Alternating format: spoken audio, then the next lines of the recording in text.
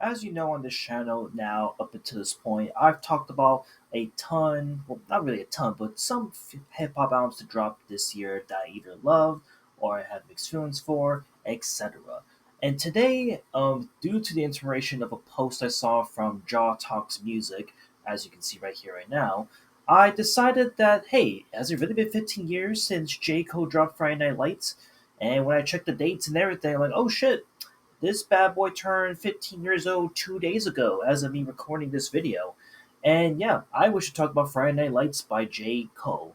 This is a mixtape to come out back in November 12th, 2010 of that year. This was, at the time, slated to be his debut studio album. But of course, if anyone knows about the J. Cole story as to why Friday Night Lights wasn't his true debut album and would end up being 2011's Cold War The Sideline Stories, you know that this project was at one point was supposed to be his debut album, but record execs didn't believe that it would succeed commercially. So essentially, he released it for free, and he was forced to redo his entire debut album by scratch, which hence is why we would get his 2011 debut album right here, right now. And Friday Night Lights, at least in my view, would be like the third installment to his two mixtapes that came out prior to, with the Come Up back in 2007 and the Warm Up in 2009. Both mixtapes I absolutely love, I absolutely enjoy. And, what's funny is that between these three mixtapes here that I could talk about left and right, I think it's more than appropriate for me to talk about Friday Night Lights in general because out of the three mixtapes during this time period in J. Cole's come up, I think Friday Night Lights to this day is probably his best mixtape, his best piece of work ever.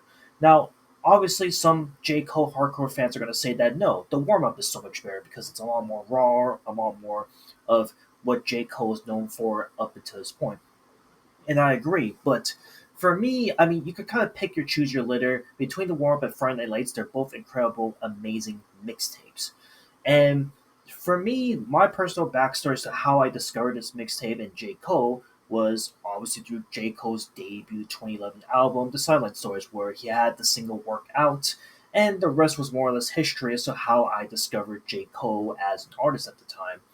But, you know, when I first heard J. Cole's debut album, The Sideline Stories, there was a part of me that was like, I feel like this rapper at the time was like he could spit, but was he really spitting to like the most lyrical hardcore facts that can really rival that of other OGs back in his day? Because again, during this come up period, a lot of people during the new school wave of hip hop were comparing J. Cole to the legendary Nas. And it makes a lot of sense considering that Nas and J. Cole, they're kind of one in one in terms of their flow, their style, and J. Cole's super, super obviously heavily influenced by Nas and Illmatic and all of his discographies himself, which makes a lot of sense that for the time period when the Big Three was out, like you could basically say that Kendrick was like the next reincarnation of Tupac at the time, and meanwhile J Cole was like the next iteration of Nas and maybe Biggie to an extent, and then Drake, I guess he was trying to be like Michael Jackson. I don't fucking know,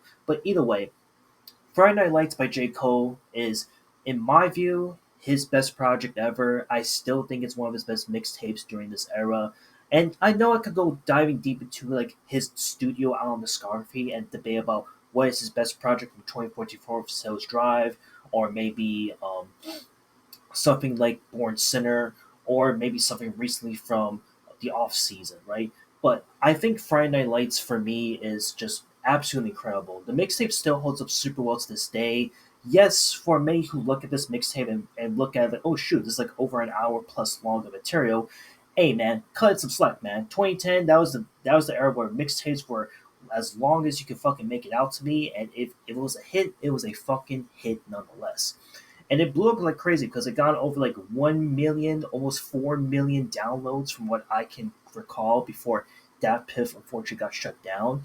And to start off like some really good tracks, some highlights that I still love to this day, like Friday Night Lights, Too Deep for the Intro are like the best songs to kick off this mixtape first and foremost. Back to the Topic Freestyle is a really cool little 3 minute wager that really just showcases the raw and the feelness that you will get from J. Cole. You Gotta featuring Wale is also incredible. Vil Mad, which is a really cool switch up of a really legendary Kanye song from back in 2010, which, if y'all know what song I'm talking about when I referenced the song just now, you would know. Enchanted with Omen is probably one of the more underrated J. Cole tracks now in the current day and age, and I don't say it lightly because I think a lot of what is on this track, the production to the way it's setting itself up, I don't think a lot of people like listen to this type of J. Cole and expect J. Cole to spit on this verse, this beat, and work with Omen, but it works so well. Blow Up, Higher, In the Morning featuring Drake, which unironically we would see again in J. Cole's 2011 debut album.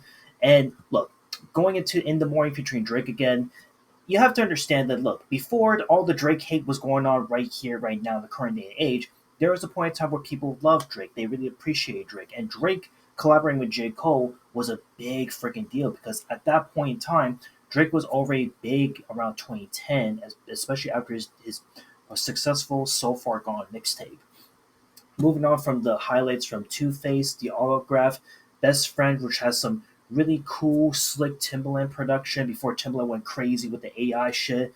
Cost Me a Lot, Premeditated Murder, Home for the Holidays, Love Me Not, Sea World, Farewell, and then the final track, which is this big cipher freestyle, which with Looking for Trouble, which has Kanye West, Pusha T, J. Cole himself, Sci the Prince, and Big Sean in the fucking mix. This mixtape had everything that you want. You had moments where J. Cole was in his was basically in his feelings and was emotional and talked about some really nice but really brutal subject matters. And again, if you basically kept up with his mixtapes from the Come Up and the World mixtapes, a lot of it pops up well in Friday Night Lights, but I feel like it's a lot more refined, a lot more fresh, and again, fast forward to where it is 15 years later, this mixtape is absolutely incredible still to this day. And even though admittedly I did discover this mixtape back in high school, because that was around the time period where I did discover J. Cole truly and I took him seriously, I'm honestly glad that I was able to give this mixtape a shot. And it's every now and then I always put this on my playlist because this mixtape is just legendary, it is a classic, and to me, I think it's one of the greatest mixtapes to come out in the hip hop scene, and probably one we're not going to see for a long while. And yeah, I just simply wanted to talk over and gush over over J. Cole because, hey, why not? Friday Night Lights turned 15 years old this year, and I might as well give it my world, my spin on it. And yeah, that's it. I'll see you on the next one. Later.